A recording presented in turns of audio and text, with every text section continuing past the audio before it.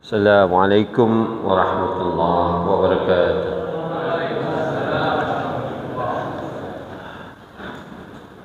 Alhamdulillahilladzi 'allama al-Qur'an khalaqal insan wa 'allamahul bayan.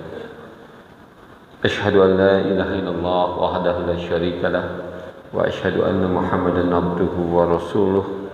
Allahumma shalli wa sallim ala sayyidina Muhammad wa ala alihi wa ashabihi wa man tabi'ahu ila yaumiddin ba'd. Fa ya ibadallah usikum wa iyya bitaqwallah faqad fazal muttaqun. Bapak-bapak, ibu-ibu, saudara insyaallah berkat Allah Subhanahu wa taala, marilah kita senantiasa bersyukur atas segala nikmat Allah yang dengan nikmat-nikmatnya itu mengajak kita semakin taat, semakin dekat, semakin khusyuk sholatnya, semakin gemar kepada ibadah, semakin kita menyukai untuk menolong, memberi, menjadi orang yang bermanfaat bagi orang lain. Mudah-mudahan dengan demikian kita termasuk yang kata Rasulullah sallallahu alaihi wasallam sebagai abdan syakuran, yaitu hamba yang pandai bersyukur kepada Allah, yang kata Allah dalam Al-Qur'an jumlahnya hanya sedikit. Mudah-mudahan kita termasuk orang yang sedikit itu. Bapak, Ibu, Saudara yang insyaallah diberkahi Allah Subhanahu wa taala, pada pertemuan sebulan yang lalu lebih, karena pada saat itu kami absen, jadi kita sudah membahas bahwa kita punya fungsi apa? Yaitu punya fungsi sebagai individu, ya, dan juga punya fungsi sebagai makhluk sosial. Dalam kaitan itulah kita punya fungsi, bukan hanya menjadi orang yang saleh, tapi juga orang yang muslih. Kalau orang yang soleh itu orang yang saleh secara individu, itu beda dengan orang yang muslih. Saya ulangi lagi ya Pak ya. Orang yang saleh itulah orang yang taat dia kepada Allah, ya, dia memenuhi kewajiban-kewajibannya kepada Allah dan kepada manusia hanya sebagai sebatas individu. Jadi kalau dia melaksanakan sholat, dia melaksanakan puasa, dia berzakat, kemudian dia membina keluarganya, itu sebatas sampai dia di situ saja, sebagai dia sampai di situ saja. Nah, sementara ya, ada tantangan di luar sana, ada makhluk lain, ada manusia lain, ada sekelompok orang lain yang melakukan kerusakan di muka bumi. Nah, orang yang melakukan kerusakan di bumi ini, baik itu kerusakan di muka bumi dalam arti fisik, penggundulan hutan, kemudian secara sembrono mengambil ikan atau kekayaan laut di dalamnya, kemudian kerusakan di bumi oleh karena tidak adil, berlaku zalim, membuli para ulama, memenjarakan para ulama, politiknya kotor, orang miskin dibiarkan, tapi orang kaya merajalela dengan kita diberikan keleluasaan untuk menumpuk kekayaan lebih besar lagi. Orang sakit 3 hari padahal masih sakit, disuruh pulang dari rumah sakit. 5 hari masih sakit, disuruh pulang dari rumah sakit. Rumah sakit yang kaya raya itu padahal dia nggak punya parkir, lahannya lahan masyarakat, tapi parkirnya sepanjang orang-orang kaya itu, rumah sakit kaya itu parkirnya di sepanjang masyarakat tidak mau menerima BPJS misalnya, itu orang-orang yang membuat kerusakan di muka bumi. Nah, orang-orang yang membuat kerusakan di muka bumi ini nggak bisa dihadapi dengan orang-orang yang sekedar soleh, yang tiap hari datang sholat ke masjid berjamaah. Nggak bisa dihadapi dengan itu. Dia datang ke sini ya ikut taklim, sekedar ikut taklim tapi tidak terlibat dalam bagaimana menghalangi kerusakan di muka bumi ini, ya, maka Allah katakan apa yang terjadi adalah bumi kita ini akan dihancurkan oleh Allah Subhanahu wa taala. Tapi sebaliknya kata Allah, wa makana rabbuka liyuhlikal qura, ya, dan Tuhanmu tidaklah akan membinasakan negeri-negeri, ya, secara zalim, ya.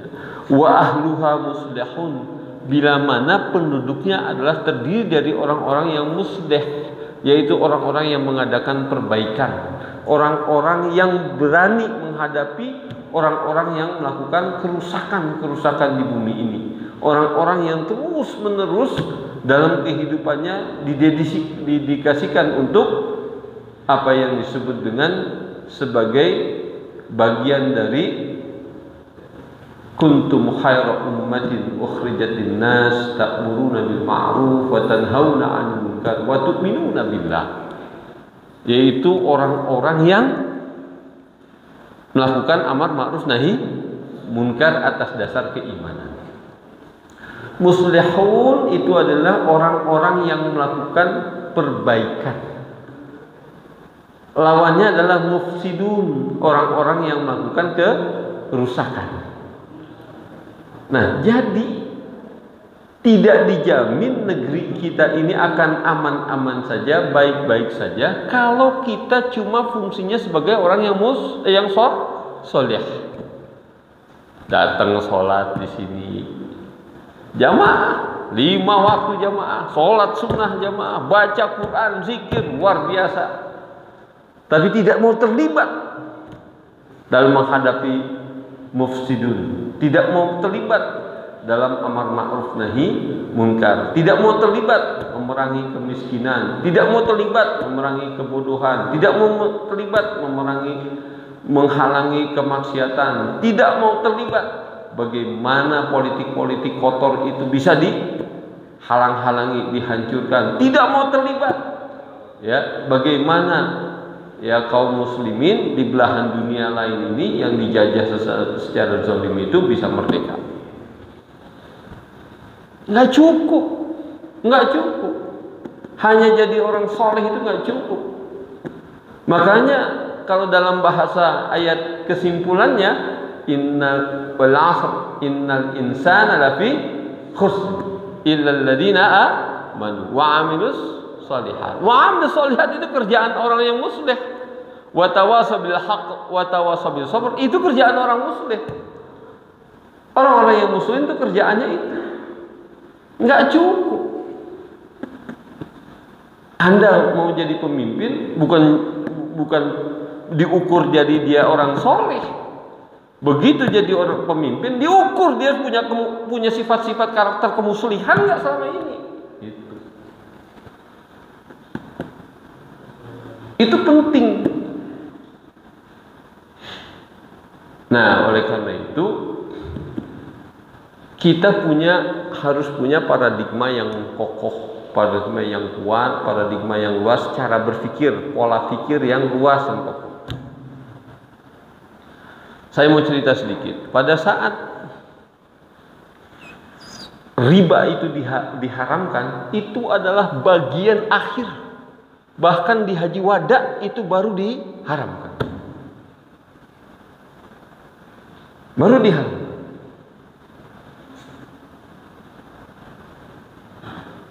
Diminta kita, ya, untuk wadharu ma baqiya minar riba. Bahkan sisa-sisa riba aja tinggalkan.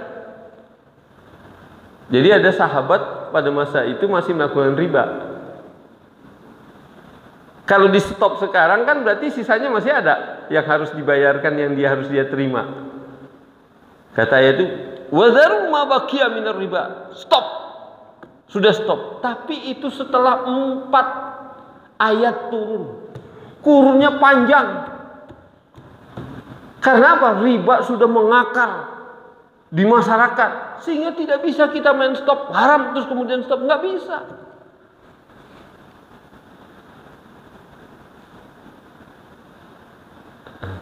Kata Allah, kata kamu riba itu ada maslahat, ada kebaikannya bagi kamu. Gitu dia. Kata kamu. Tapi kata Allah di situ mudaratnya lebih besar lagi. Jadi diundang cara berpikirnya masyarakat, pola pikirnya masyarakat pada masa itu belum diharamkan. Belum, tidak langsung diharamkan.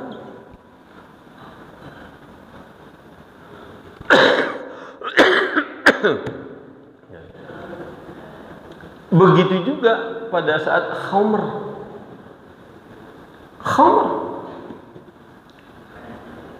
Khamr juga pada saat itu tidak langsung diharamkan. Panjang ceritanya sampai 4 ayat kali turun, 4 periode baru kemudian diharamkan. Karena khamr itu sudah menjadi adat kebiasaan bagi masyarakat pada masa itu. Umar bin Khattab sebelum masuk Islam juga adalah peminum khamr. Kalau sudah menjadi adat, menjadi kebiasaan di masyarakat, maka tidak bisa kita cegah sekaligus. Maka lawannya caranya adalah dirubah cara berpikirnya. Makanya dari kemarin kita bilang sudut pandangnya kita bina, pola berpikirnya, paradigma berpikirnya. Selalu saya katakan di masyarakat. Nah, oleh karena itu kalau Bapak ngelihat orang-orang ngerokok, baru ngerokok. Ngerokok aja ulama NU tidak mengharamkan, ulama Muhammadiyah mengharamkan. Karena ulama Muhammadiyah mengharamkan, makanya dalam bungkus rokok itu disebut rokok membunuhmu. Nah, Muhammadiyah, bukan membunuh nu. Kalau membunuh kan NU, karena NU tidak mengharamkan, ya kan? Ngerti gak, Hud? Ya kan? Gitu dia. Jadi kalau kita ngelihat orang ngerokok, ya, orang yang minum segala macam, jangan misuh-misuh doang. Gimana cara menghadapinya? Nah, itu bagian dari apa?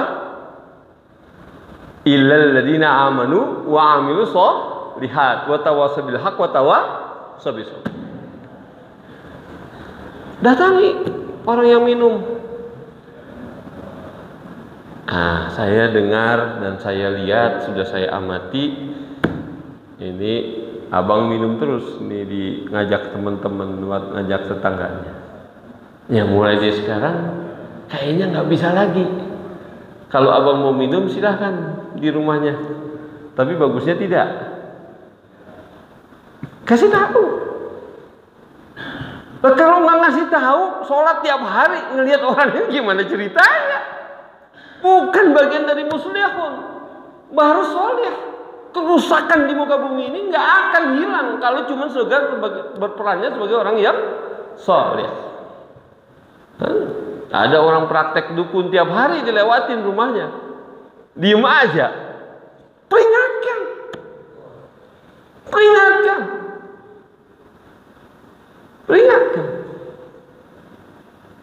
kasih tahu. Jangan lagi praktek dukun di sini. Ini kalau saya praktek dukun lagi, ya, ini bagian dari kemusyrikan. Saya minta nanti tamunya meninggalkan tempat ini, dan saya anggap Bapak adalah orang yang berbohong. Gitu dia. Nah, saya kemudian diancam untuk dipelet, disantet. Saya bilang sebelum disantet gue bacok dulu loh, gitu. Diam aja dia. Oh, iya.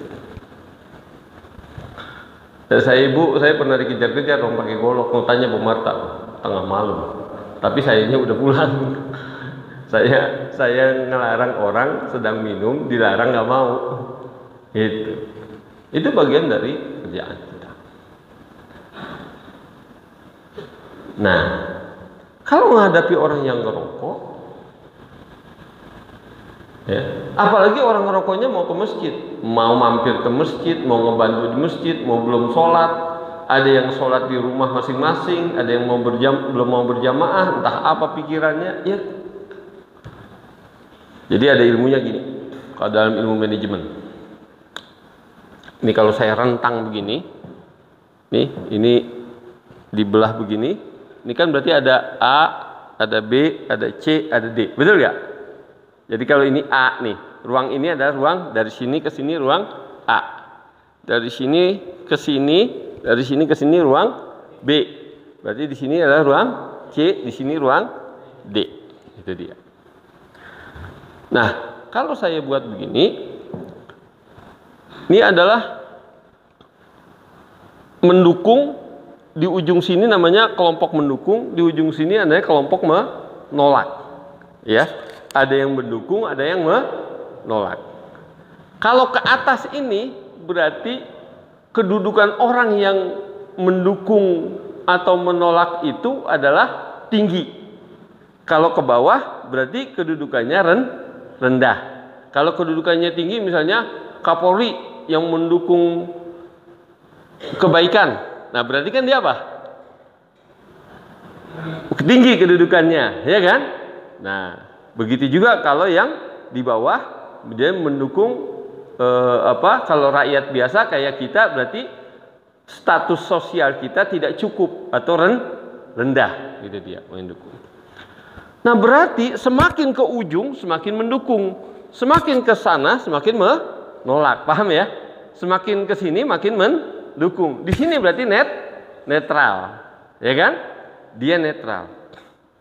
Kita posisikan orang yang minum-minum ini posisinya kuat apa enggak? Nah, misalnya punya pengikut apa enggak? Saya kasih tahu, yang di sebelah sini dengan di sebelah sana beda. Di sebelah sini adalah paling mengajak 1-2 orang tetangga atau orang yang mau. Kalau di sebelah sana itu beda. Dia ada komunitasnya, walaupun kecil ada komunitasnya yang minum-minum. Gitu dia. Jadi beda. Paham ya? Jadi kalau yang ternyata yang ikut minum atau yang mendukung penjualan minuman keras itu polisi, berarti dia kedudukannya makin keras gak? Makin tinggi gak? Berarti posisinya nggak di sini. Dia posisinya di sini. Paham nggak? Ya, semakinnya di sini. Nah, kalau udah kita peringatkan makin melawan, berarti kan dia di sini posisinya. Ya kan? Ya, posisinya sangat menolaknya sangat kuat. Tapi ada orang yang tadi posisinya menolaknya nggak kuat, posisinya nggak kuat. Cara kita menasehati, cara kita mengajak, cara kita melarang berbeda. Kalau orang yang sangat menolak di sini, di ujung sini, dengan orang yang bisa kita ajak, tadinya di sini, kan bisa kita geser ke sini. Kalau di sini kan netral, ya kan? Bisa nggak dia pindah ke sini, walaupun tidak jadi baik benar. Kalau di sini mendukung itu adalah baik, gitu ya? Kan bisa pindah ke sini, walaupun kecil.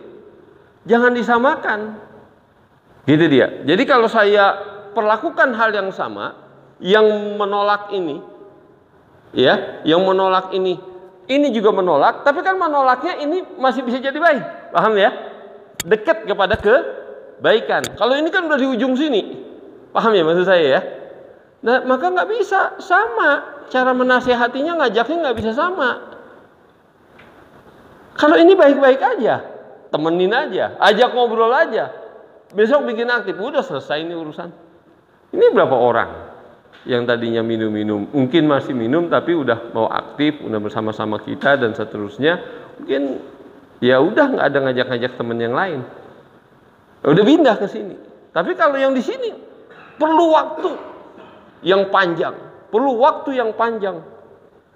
Jadi nggak bisa cara berpikirnya itu, ya, gara-gara seperti itu kemudian kita mau bersihkan lingkungan kita dari orang-orang yang ngerokok misalnya dan seterusnya, nggak bisa. Gerak itu penting, bukan hanya ngomong, gerak itu penting. Bisa jadi jalannya memutar, ya diajak main apa dulu, apa jadi futsal, atau diajak naik gunung dulu, atau diajak sepedahan dulu, atau diajak apa dulu, memutar bisa jadi. Nah, begitulah pola pikir. Nah, yang jadi masalah adalah kalau kita benci sama orang ngerokok, padahal ulama NU kiai-kiainya ngerokok. Kan kita kayak orang suci. Itu yang jadi masalah. Jadi kayak orang merokok itu sesuatu yang dosa besar. Yang dosa besar. Nah, cara berpikir ini, paradigma ini harus kita luruskan. Bagian dari mana kita memfungsikan diri sebagai seorang muslihun itu adalah orang yang mau memperbaiki keadaan. Orang yang memperbaiki keadaan. Nah, contoh yang lain adalah, misalnya adalah ada yang riba. Bagaimana caranya masjid ini berperan mengurangi riba? Harus ada langkah-langkahnya. Lah kalau masjidnya nggak berperan langkah-langkah mengurangi riba, kita ngomong aja riba haram, tapi nggak ada langkahnya, nggak ada programnya menghalangi riba, itu jadi masalah. Kalau di zaman Rasulullah SAW ada yang namanya, kata Rasulullah, siapa yang berusaha berbisnis dengan mudharabah, murabbahah, musyarakah, maka barokah. Apa itu mudharabah? Contoh mudharabah, saya sudah pernah beri contoh di awal-awal. Muhammad sebelum menjadi Rasul itu bekerja, bermitra dengan Siti Khadijah. Siti Khadijah pemodal besar, orang kaya. Muhammad, saya tidak pakai nabi karena belum jadi nabi. Muhammad muda pada masa itu, nggak punya modal, tapi punya kemampuan, kepiawaian, kepintaran untuk menjual barang. Maka modal itu dikasih kepada Muhammad 100%. Lalu mereka berbagi hasil, berjanji dengan akad bagi hasil. Misalnya, Muhammad, kamu dapat 50, saya dapat 50 dari hasil ini semua setelah dipotong ongkos-ongkos. Boleh setelah dipotong ongkos-ongkos atau boleh sebelum dipotong ongkos. Nah, kalau sebelum dipotong ongkos beda lagi. Sebab kan si penjual harus ngitung ongkosnya, gitu ya, nggak bisa 50-50. Mungkin yang jadi adalah dia 70, si penjual, si pedagang yang punya modal cuma 30. Karena kan si penjual perlu ongkos, bayar orang, bayar produksi, bayar transportasi dan seterusnya, ya. Itu dia. Jadi 70-30. Jadi ada mudharabah. Ya. Nah, nanti dapatlah misalnya 1 miliar. Kalau tadi 50-50 berarti dapatnya berapa? 500 juta. Kalau 30-70, Nabi Muhammad berarti 700 juta, Siti Khadijah 300 juta. Tahun berikutnya dagang lagi, modalnya digedein lagi. Lagi. Walaupun dapatnya misalnya 70% masih tetap dipertahankan, tapi kan misalnya kalau dia 10 miliar berarti dia dapat berapa? Ya kan 7 miliar. Gitu kan? 7 miliar. Yang ini dapat 3 miliar. Gitu dia. Kata Rasulullah SAW, saya dulu pernah jadi pedagang itu untung 40 ribu dirham. Saya hitung dulu, saya lupa angkanya, 40 ribu dirham. Bu, ya. Oh, bukan 40 ribu dirham saudara. Jadi sama dengan 40 ribu dinar. Ya, 40 ribu dinar. Jadi 1 dinar emas pada masa Rasulullah, ya Bu, itu adalah nilainya 4,25 gram emas. Jadi 1 dinar 4,25 gram emas. Jadi kalau 4,25 jadi berapa? 4,25. Ya, dikali berapa sekarang harga emas? Berapa? 1 juta. Katakanlah kita buat 1 juta ya, supaya lengkap.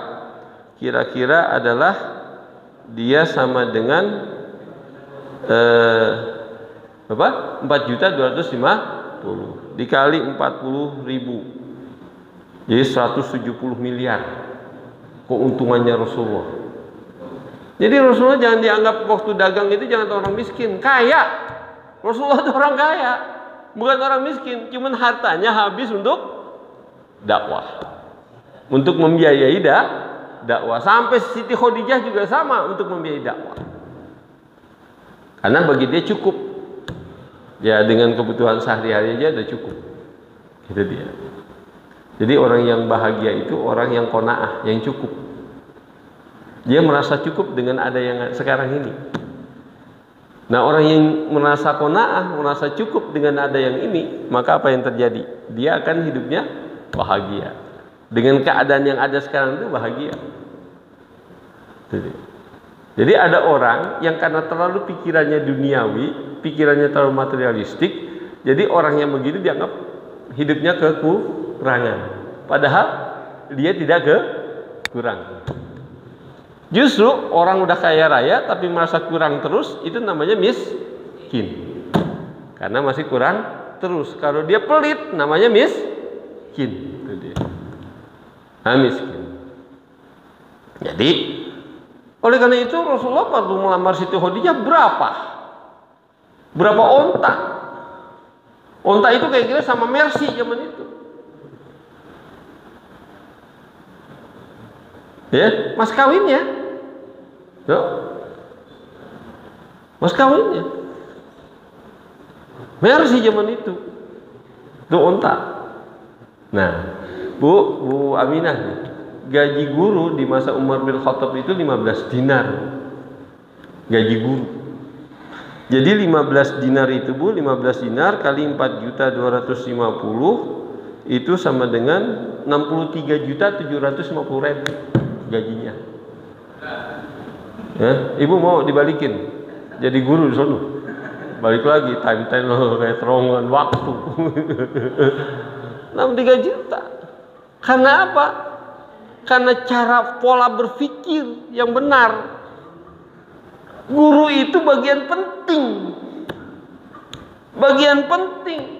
dalam membina bangsa, mendidik anak-anak kita, mendidik generasi bangsa, itu guru. Makanya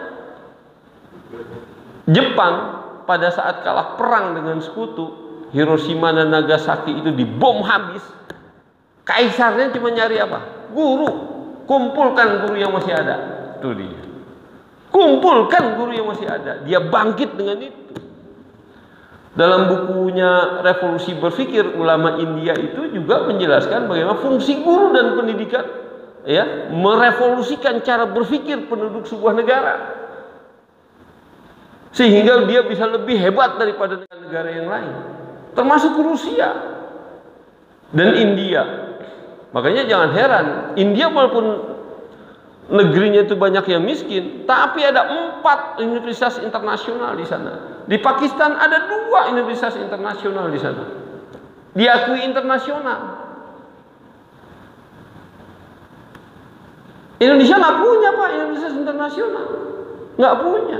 UI aja tempat saya kuliah urutan ke-54 yang terbaru di dunia. Jadi, nah, cari pola berpikir itu menjadi penting bagi kita. Ya. Nah, oleh karena itu, tadi misalnya menghapus riba harus ada gerakannya, harus ada ilmunya. Bagaimana caranya? Maka dengan kalau dia tidak ke bank, kalau ke bank kan harus bayar bunga, ya.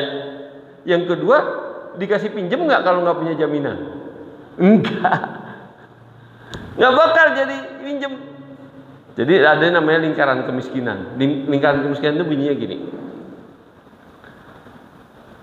pendapatannya rendah, ya, disebabkan oleh dia tidak punya tabungan. Dari tabungan ini disebabkan kenapa dia tidak punya tabungan, oleh karena dia juga tidak bisa investasi. Karena tidak punya investasi, maka pendapatannya juga rendah. Maka kemudian jadi miskin. Nah, kalau dia mau mengurangi ini, maka dia harus berinvestasi. Kalau mau dia keluar dari kemiskinan ini harus berinvestasi. Begitu dia mau investasi, dia harus pinjam modal investasinya di bank. Ditanya apa? Kolateral atau apa namanya? Jaminan. Begitu dikasih jaminan dia nggak sanggup, balik lagi miskin. Nah, kalau dalam mudharabah itu nggak ada jaminan. Itu dia. Nggak ada jaminan. Dalam mudharabah aslinya tidak ada jaminan. Tapi di masyarakat itu masyarakat sudah mukmin. Nggak ada yang berani nggak bayar utang. Masyarakatnya udah terbentuk, sistemnya sudah terbentuk, nggak ada yang berani. Nah, kalau sekarang nggak pakai jaminan, masalah nggak? Bangkrut banknya. Oleh karena itu, dalam bank syariah yang model sekarang, para ulama tidak mengapa dikenakan jaminan, karena orangnya zaman dulu dengan zaman sekarang berbeda. Lalu kemudian ada orang ngomong bank syariah sama bank konvensional sama aja, nggak ngerti ilmunya. Makanya kalau nggak ngerti jangan banyak ngomong masalah, apalagi soal syariah. Lebih baik diam. Lebih baik diam.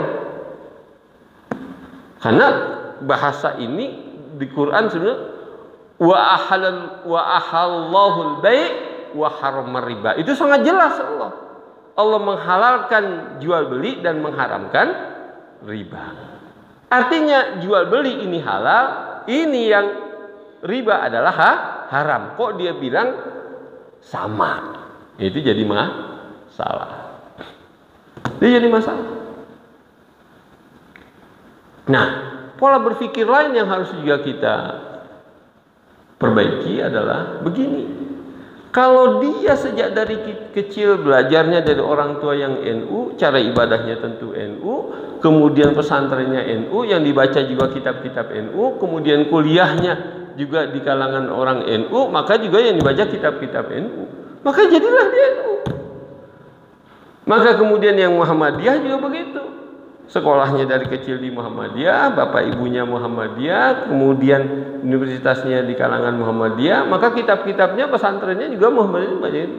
Nggak ketemu.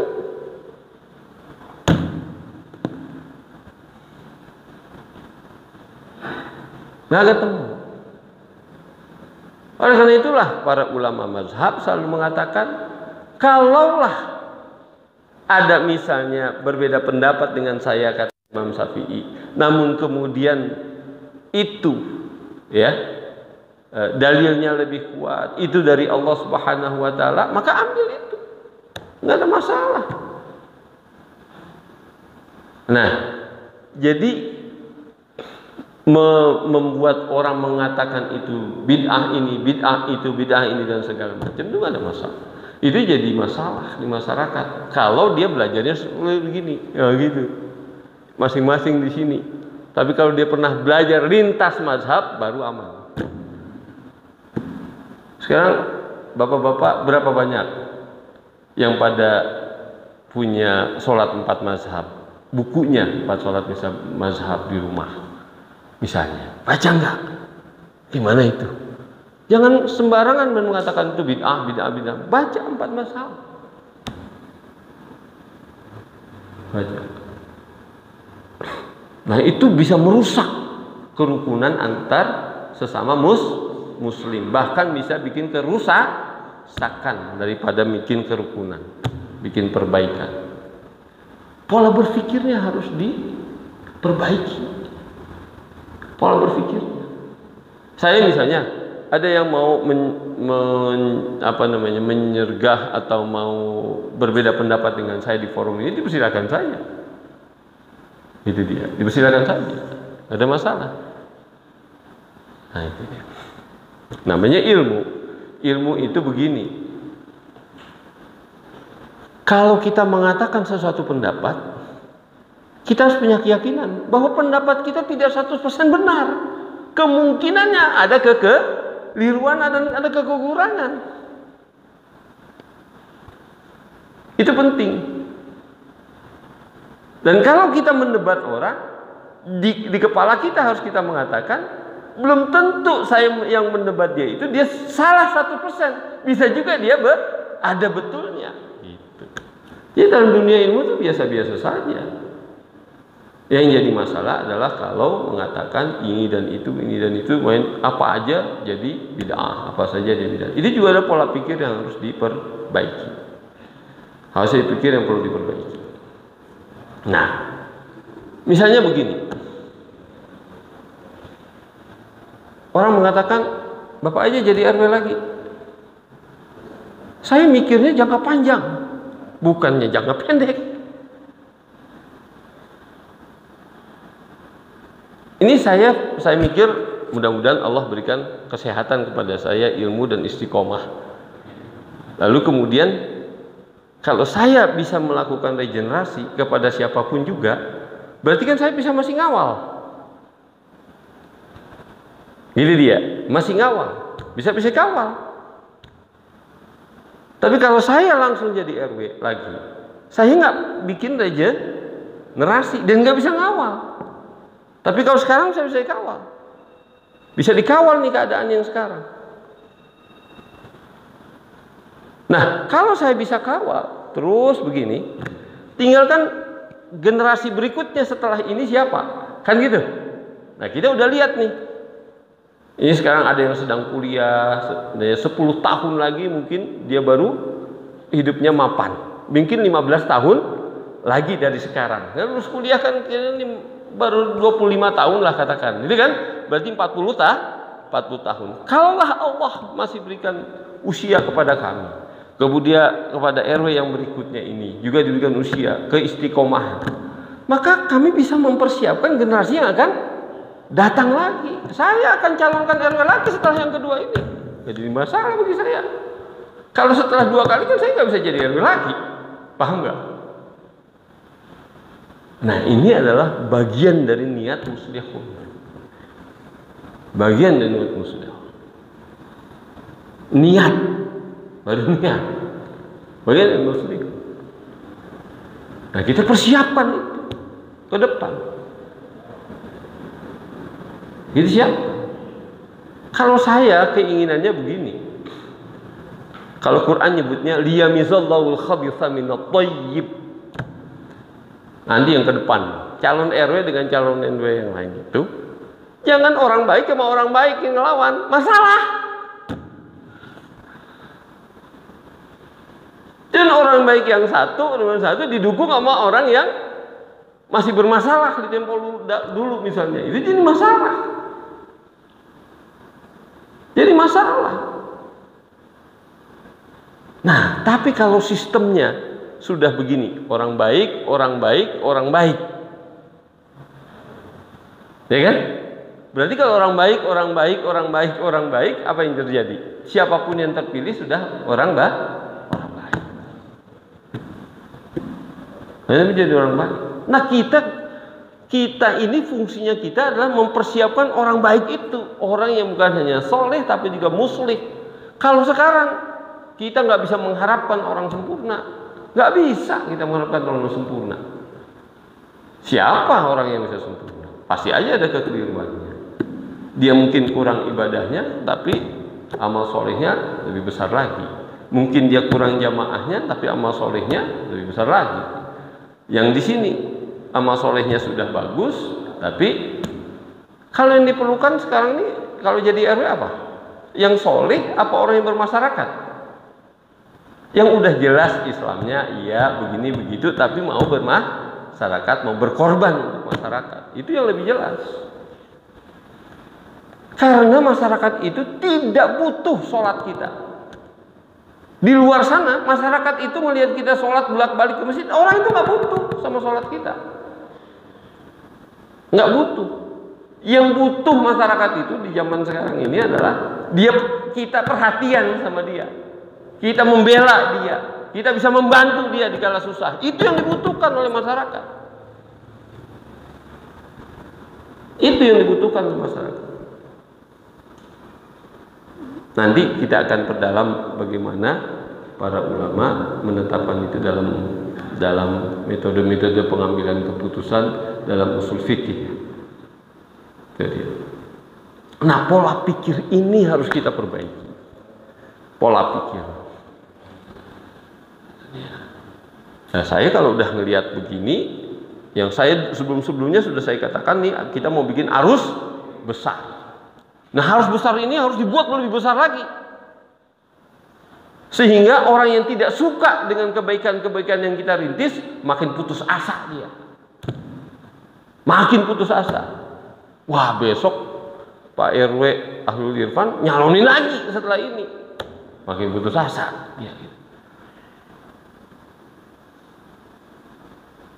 Nah, ini yang harus kita bikin arus besarnya sama-sama. Makanya sejak dari awal saya bilang bikin arus besarnya sama-sama.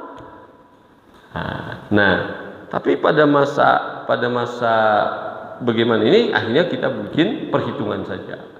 Nah, kita kalkulasi segala macam, tapi yang paling penting adalah setelah ini kebersamaan itu harus tetap dijaga, tetap dipelihara.